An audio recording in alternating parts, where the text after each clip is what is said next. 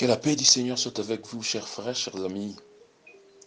Je vous salue au nom de Jésus-Christ. Ce message est un message pour célébrer les hommes mariés, un message dédié aux hommes mariés, fidèles à leurs femmes. Ces hommes qu'on n'en parle pas, qu'on parle pas, ces hommes qui sont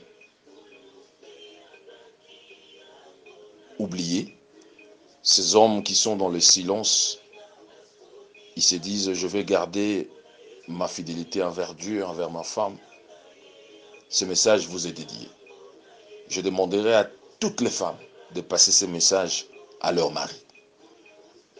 Ce message est aussi une interpellation à ceux qui ne sont pas fidèles à leur femme ou à leur mari. Un appel à la repentance. Nous allons lire dans Proverbe 5, verset 18. « Qu'il soit pour toi seul et non pour des étrangers avec toi. Que ta source soit bénie et fais ta joie de la femme de ta jeunesse. Biche des amours, gazelle pleine de grâce, sont en tout temps enivrés de ses charmes et sans cesse épris de son amour. » Dieu, le Créateur, qui est l'auteur de l'institution du mariage, c'est lui qui a créé le mariage. Dieu tient une rigueur envers ceux qui ne sont pas fidèles. Plus loin, la Bible dit que les lits conjugales soient exempts de toute souillure, car Dieu punira, jugera les adultères, les infidèles. Nous venons de lire dans Proverbe comment Dieu encourage les hommes de rester fidèles à la femme de leur jeunesse, c'est-à-dire la femme que tu as mariée. Restez fidèle à cette femme. Que ta source soit bénie. Dieu dit, je bénirai, si tu es fidèle, je te bénirai. Dieu ici parle à l'homme. Il parle à l'homme. L'une des rares fois, Dieu parle à l'homme dans ce sens de mariage. Que tu seras béni. J'ai l'impression, ce n'est même pas une impression, c'est un fait, que les gens célèbrent plus les échecs, les scandales, mais rarement le succès. Les gens célèbrent moins en moins le succès. Surtout dans les domaines du mariage. Il est facile de voir comment les gens sont prêts à répandre des scandales, des divorces, des coups bas, des sottises, des choses qui se passent dans le monde et qui touchent les hommes de Dieu. Et qui touchent même ceux qui ne sont pas hommes de Dieu, c'est-à-dire des hommes ordinaires. Nous sommes prêts à répandre dans les réseaux sociaux, partout dans nos plateformes, à en parler dans nos maisons. Mais nous ne parlons pas des réussites, des succès. Nous n'en parlons pas. Comme qui dirait en anglais, shame on us. Je viens de célébrer 20 ans de mariage avec mon épouse, la semaine passée, le 11 août. Et 2 ans de fiançailles. Par la grâce de Dieu, Dieu nous a gardés fidèles. Dieu m'a gardé fidèle à ma femme. Je n'ai pas touché à Antoinette, à Henriette, à gauche et à droite. Je suis resté fidèle à ma femme. Et quand j'ai posté ça sur Facebook, que 20 ans de mariage, je sais qu'il y a des gens qui ont fait plus que ça. Voilà pourquoi je parle à votre place. La voix des sans-voix. Vous qui, on ne célèbre pas. Chers frères, on ne vous célèbre pas. Quand j'ai posté ça sur Facebook, les gens, les amis, ont fait des commentaires, les gens encouragés, ont dit c'est pas possible. 2 ans ou 20 ans? 20 ans. Ils ont dit non, c'est extraordinaire. Il y a un frère, j'ai vu un frère qui a pris les photos que j'ai mis sur ma plateforme Facebook et il a partagé ça dans une autre plateforme, je crois que c'est une plateforme de mariage, quelque chose comme ça. J'ai dit, oh, gloire à Dieu. C'est le seul frère qui l'a fait. Et parmi tous les gens qui m'ont encouragé par des paroles, qui m'ont béni par des paroles, il y a un pasteur Un seul pasteur. Il a dit non, c'est extraordinaire. Ce que j'ai, je n'ai rien, mais je vais vous envoyer les unités pour mettre dans vos téléphones pour essayer d'appeler seulement. Seigneur, bénis cet homme de Dieu qui a célébré le succès. En dehors de lui, personne. Alors je dis personne. Ni de ma famille, ni de mon église, c'est-à-dire notre église, ni de mes relatifs, ni des amis, des proches, ni des connaissances. Alors personne. Je parle bien de ceux qui n'ont pas, de ceux qui ont su que j'ai célébré mes 20 ans. Ceux qui ont su. Ceux qui n'auront pas su, je ne vous attaque pas, je ne dis rien, parce que vous ne savez pas. J'ai voulu que ce soit une surprise. Alors, le réflexe de ce pasteur m'a interpellé. Grandement. Comparativement aux autres. Je me suis dit, Seigneur, comment les gens sont prêts à célébrer des bêtises, mais non pas prêts à célébrer les succès. Ça m'a interpellé. Comme je suis prédicateur, je vais en faire un message. Et honorer ceux qui sont dans les oubliettes, qui ont 27 ans de mariage, 30 ans de mariage, 35 ans de mariage, des hommes, je parle bien des hommes. Je parle pour les hommes parce que je suis un homme. Je pensais peut-être dans mon église, on dira, non, écoute Freddy, on a réservé, c'était une surprise, tu nous as fait une surprise, nous aussi on va vous faire une surprise. Allez dans un hôtel, passer 2 jours ou 3 jours, éloignez-vous un peu. Personne. Alors personne. Alors personne. Bien-aimé dans le Seigneur. Mon frère, toi qui es fidèle à ta femme, ce n'est pas facile de rester fidèle à une seule femme. Ce n'est pas facile. Nous vivons un temps où les hommes sont de plus en plus infidèles. Les femmes pleurent à cause de l'infidélité de leurs hommes. Mais pourquoi ne pas célébrer ceux qui sont fidèles? Il y a l'infidélité partout. Je me rappelle, quand je suis venu en Afrique du Sud, j'ai laissé ma femme et mes enfants. Ma grande sœur m'appelait à tout temps, elle m'envoyait des messages. Freddy, il faut faire très attention, il y a la maladie en Afrique du Sud. J'ai compris que c'est une femme et elle avait peur de son frère. Mais je connais qui je suis en Christ. Dieu m'a fait grâce, m'a protégé dans son amour. Ne pensez pas que je n'étais pas tenté ou je n'ai pas eu envie de femmes. Non. Si tu n'as pas envie de femmes, c'est que tu n'es pas un homme. Tu es Ndembi, tu n'es pas un homme. On doit t'appeler quelqu'un d'autre, tu n'es pas un homme. Un homme qui est viril, qui a la vivacité, qui a les bons pikiliki, des bons kolongoulou, cet homme-là, il est tenté. Je me rappelle quand j'ai débarqué à l'aéroport de Johannesburg, aujourd'hui c'est Hors Tambo International, à l'époque c'était Jan Smat. Il y a une dame, pendant qu'on faisait mes papiers, on vérifiait et tout, il y a une dame blanche qui s'est approchée de moi. D'emblée, quand je descendais dans l'aéroport, j'ai dit, oh oh, je suis le bienvenu dans le pays de Mandela. Ça, c'était seulement juste une introduction. Et quand je suis entré dans le pays, c'était pire. Je me rappelle une sœur dans une église qui me suivait pratiquement chaque jour. Couche avec moi ne serait-ce qu'une fois. Couche avec moi ne serait-ce qu'une fois. Je dis, maman, je suis marié. Je suis marié. Je parlais de Jésus. Je l'ai orienté. Je l'ai amené à comprendre que c'est le chemin de la mort. Et elle est passée par la prière. Et les démons sont sortis dans ces corps-là. Vous n'avez pas l'idée. J'ai dit à la dame, maman, donc toi tu voulais que ces démons-là entrent en moi? Bien aimé, ce n'est pas facile à un homme de rester fidèle. Même si tu n'as pas voyagé, tu es toujours avec ta femme. Je vais vous lire ce que mon pasteur m'a envoyé aujourd'hui. Vous allez comprendre de quoi je parle. Ceux qui sont mariés savent, quand vous avez des enfants, pour avoir les rapports avec une femme sexuelle, vous devez laisser à la femme 3 mois, 2 mois, se reposer. Il y a des choses, les gens pensent que le mariage c'est le miel, c'est le miel. Non! Il y a des sacrifices que l'homme doit faire. Je parle bien de l'homme. Je ne parle pas de la femme. Moi, je parle aujourd'hui de l'homme. Je veux dédier ça aux hommes. fidèle, qui souffre dans le silence. Mon frère, tu souffres dans le silence. Que le Seigneur te bénisse, comme il a dit dans Proverbe. Alors, j'ai lu ce texte-là que mon pasteur m'a envoyé. Il dit ceci: que faites-vous de votre lit conjugal? Le lit conjugal est un outil très stratégique dans la vie d'un couple.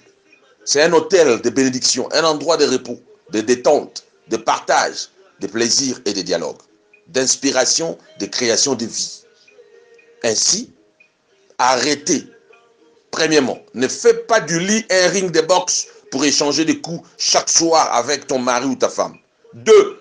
Ne transforme pas ton lit en cour suprême de justice pour venir juger ton mari ou ta femme chaque soir. Tu as fait ceci, tu as fait cela. 3. Ne fais pas de ton lit une poubelle où l'on vient jeter habits, linge sale. 4. Le lit est une église où règne amour, pardon, fidélité, compassion, charité et bonheur. 5. Le lit n'est pas un cybercafé pour que chaque nuit tu t'enfermes dans ton Facebook de 21h à 3h du matin sans t'occuper de ton mari ou de ta femme. 6. Le lit n'est pas une cabine téléphonique dans laquelle tu passes des appels durant 2 heures sur le lit en négligeant ton mari ou ta femme. 7. Le lit n'est pas un berceau où l'on vient étaler les enfants chaque nuit pour empêcher les cérémoniales. 8. Le lit n'est pas une entreprise commerciale pour venir faire des grèves sexuelles pour punir ton mari ou ta femme. 9. Le lit n'est pas le conseil de sécurité de l'ONU pour que tu viennes imposer des sanctions, embargos sexuels injustes à ton mari ou à ta femme. 10. Le lit n'est pas une morgue pour que tu y restes inerte. Vive le lit conjugal, vive le mariage. Le pasteur Faustin Nanzao. Le mariage est sacré. Bien-aimé dans le Seigneur, Dieu jugera les impudiques. Mais non. Il y a ceux qui ont passé 27 ans de mariage avec une seule femme, mais leur conscience les condamne. Pourquoi leur conscience les condamne?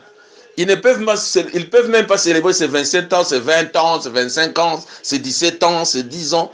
Pourquoi? Parce qu'ils savent qu'ils étaient infidèles quelque part. Ils ont triché quelque part et la femme ne sait pas. Mon frère, ta conscience te condamne. Voilà pourquoi tu ne sais pas célébrer. Mais aujourd'hui, j'ai une bonne nouvelle pour toi. Dieu te dit de te repentir. Toi qui es dans l'infidélité, tu continues même à vivre dans l'infidélité. À cause de tout ce que tu as connu dans le mariage, tu n'as pas pu supporter. Je vous ai dit, le mariage, ce n'est pas ce que les gens pensent. Ça demande de la discipline, surtout chez l'homme. De la discipline, la maîtrise de soi, c'est un fruit de l'esprit. Surtout chez l'homme. Ça demande de la discipline. Et j'ai dit un jour, le mariage n'est pas pour des orgueilleux. Quand tu es un orgueilleux, tu n'iras pas, tu ne feras pas long feu. Tu vas t'arrêter quelque part. Je t'appelle à la repentance, mon frère. Ma soeur qui est infidèle, qui maltraite ton mari. Je t'appelle à la repentance aujourd'hui. Dieu te jugera si tu ne t'humilies pas, si tu ne te réponds pas, si tu ne confesses pas, si tu ne prends pas le mariage au sérieux.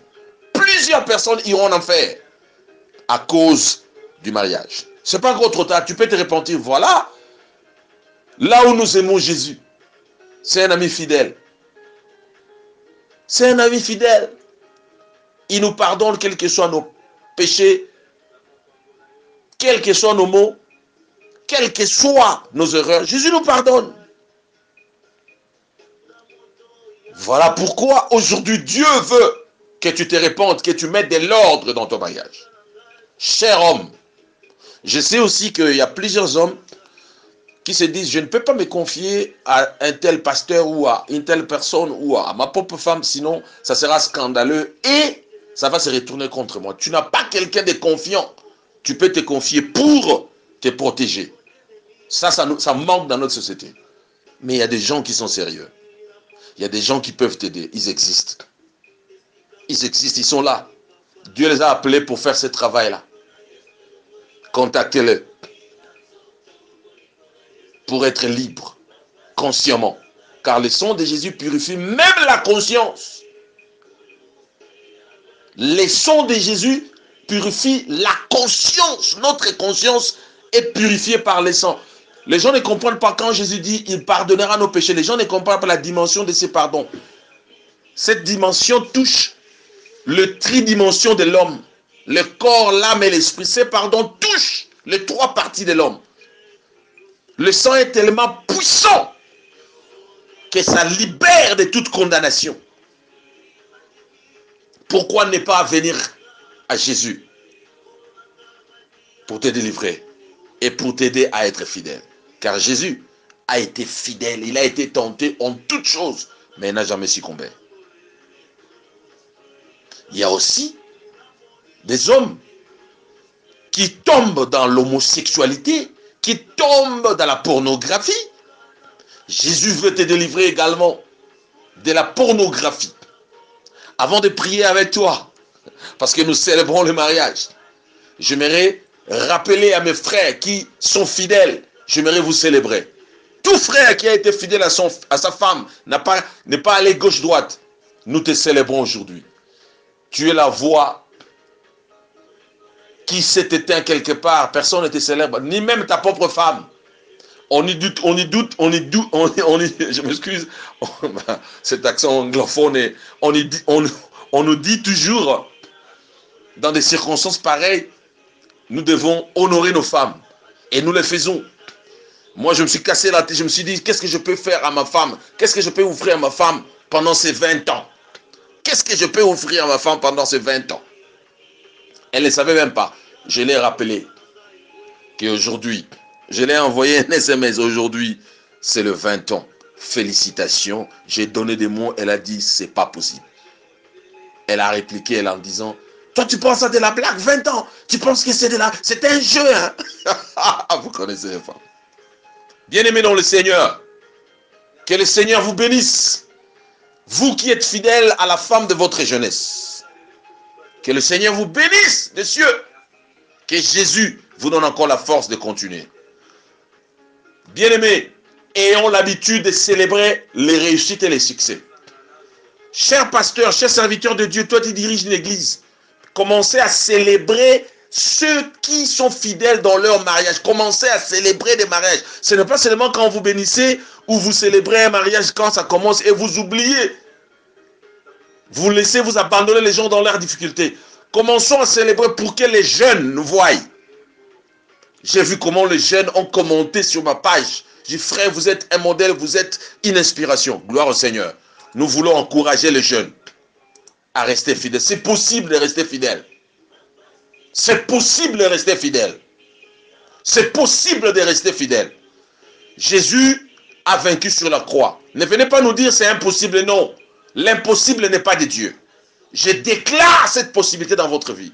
Vous qui avez 2 ans, 3 ans, 4 ans, 5 ans de mariage, 9 ans, 10 ans, 15 ans, 20 ans, je déclare sur vous que sa fidélité vous soit accordée une fois de plus. Voudriez-vous, mon frère, parce que vous êtes le leader de votre famille, Dieu vous appelle à la repentance. Vous qui n'êtes pas fidèle à votre femme, Dieu vous appelle à la repentance aujourd'hui. Voudriez-vous prier avec moi? Priez après moi. Seigneur Jésus, aide-moi dans mon infidélité. Ma femme ne sait pas. J'ai été infidèle. Je suis infidèle. Dans la pornographie. Je sors avec Intel. Jésus, tu le sais, tu le connais. Je te demande pardon aujourd'hui. Délivre-moi de l'infidélité, de l'adultère. Jésus, je te demande de me conduire dans les sources d'eau vive. Sauve mon âme. Change-moi.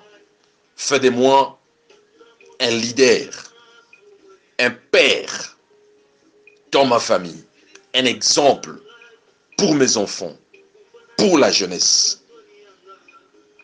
Que je laisse un héritage derrière moi quand je ne serai plus sur cette terre. C'est en ton nom, Jésus, j'ai prié. Amen. Merci mes bien-aimés dans le Seigneur, que le Seigneur vous bénisse. Eh bien, c'est votre frère Freddy Mayala à partir de Johannesburg, Afrique du Sud. Bonne fête de mariage à tout le monde.